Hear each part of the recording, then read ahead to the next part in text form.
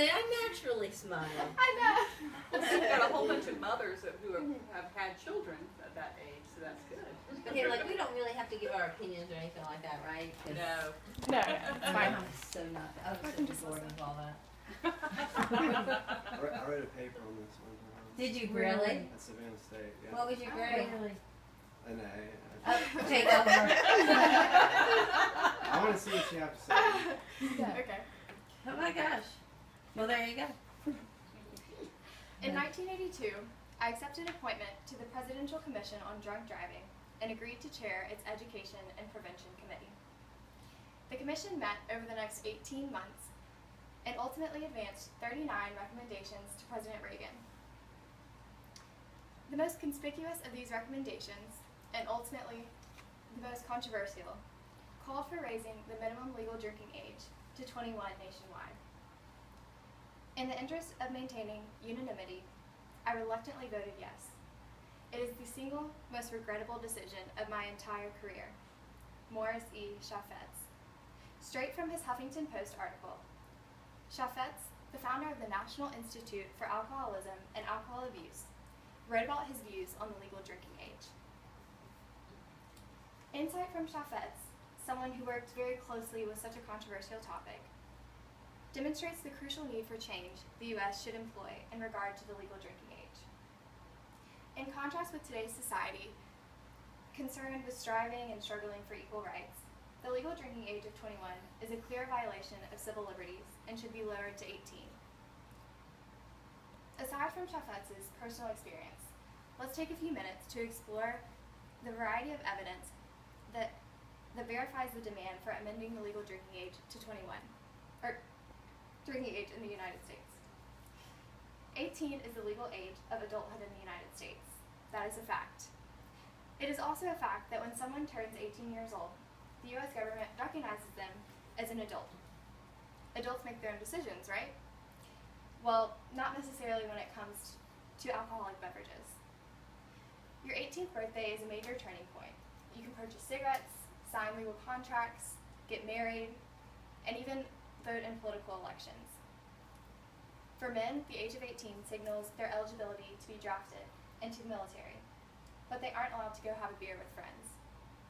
In a country that prides itself on freedom and justice, it is hard to believe that any form of justice in this situation.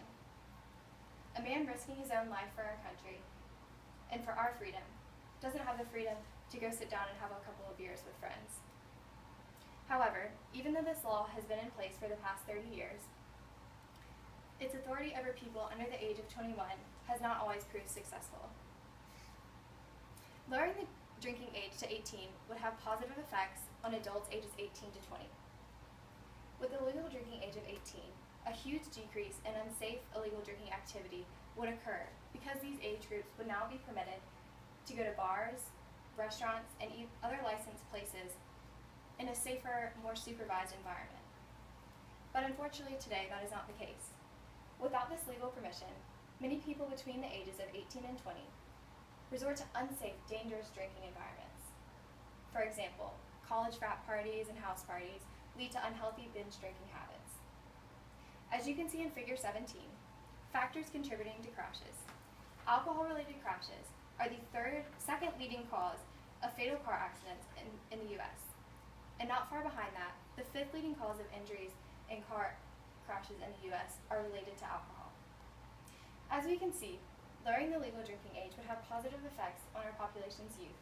Despite the minimum legal drinking age 21 positive intentions, its results have evidently not been as promising as some would have hoped for. The existing law is largely ineffective in today's society.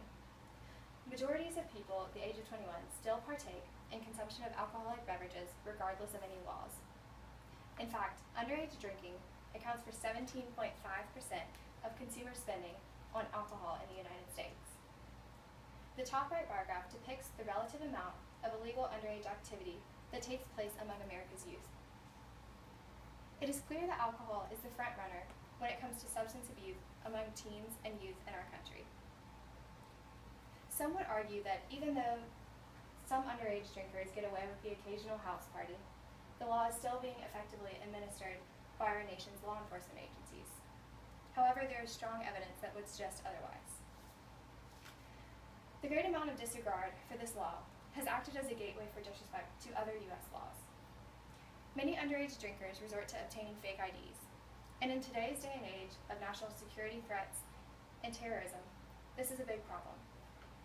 By lowering the legal drinking age to 18, this would diminish the amount of falsified identifications in circulation through the U.S.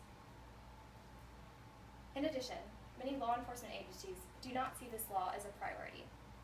Police officers have been seen to really under-enforce the legal drinking age of 21.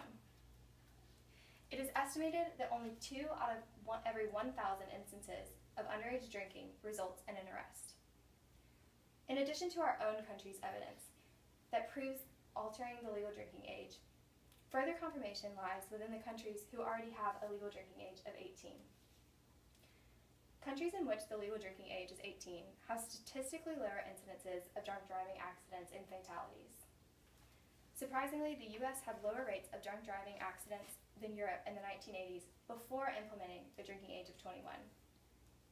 The bottom right graph reveals the percentage amount of alcohol use by age grouping, exposing age groups 16 through 19 and 20 through 24 at a very high rate. Youth 20 years of age are involved in accidents and fatalities that are alcohol related on a daily basis, and at a much higher rate than European countries where the legal drinking age is 18. Through analysis and research, it is obvious that the good intentions of this law have only backfired in the U.S. throughout the past 30 years. In conclusion, from evidence and research gathered since the passing of this law in 1984, the time for change has come and should not be disregarded any longer. The results of the minimum legal drinking age of 21 have not only proved unsuccessful, but had unexpected negative effects on our country. Adults are allowed to make their own decisions, and turning 18 should signal the right to choose whether to consume alcohol or not. In 2020, I would hope that a man endangering his own life for our country would have the ability to sit down at his favorite local bar and enjoy a couple beers with friends. That would be a country that we should all be proud to serve.